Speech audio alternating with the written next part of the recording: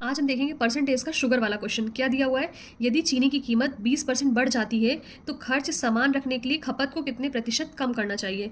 ठीक है, तो मतलब बोला गया है हमसे अगर प्राइस जो है हमारा 20% इंक्रीज़ किया जाए, मतलब पहले प्राइस हमारा 100 था, ठीक है, अब क्या हो गया है, हमारा प्राइस 20% इंक्रीज़ हो गया है, मतलब 120 हो गया है। ठीक है, तो क्या बोल रहा है, खर्च समान रखने के लिए खपत को कितने प्रतिशत कम करना चाहिए।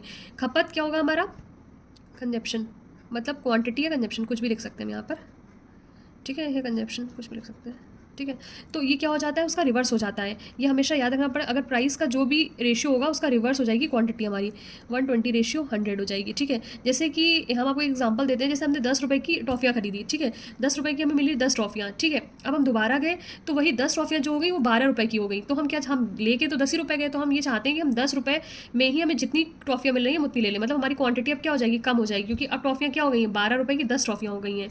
तो यही क्वेश्चन में बोला गया है कि जैसे जो चीनी की पहले हम लेते थे, जो चीनी जिस प्राइस में, तो उस प्राइस में हमें कुछ क्वांटिटी मिलती थी चीनी की, और अब क्या है, चीनी की जो है वो प्राइस बढ़ गया है। तो हम क्या करेंगे, पैसे उतने ही लगाएं लेकिन क्वांटिटी कम हो जाए। तो क्वांटिटी में कितने की कमी यहाँ से आ रही है, आपको दिख रही है कितने की कमी आ रही है, 20 की कमी आ रही है। कितने में से, 120 में से, और परसेंट निकालने के लिए इसको मल्टीप्लाई कर देंगे हम लोग।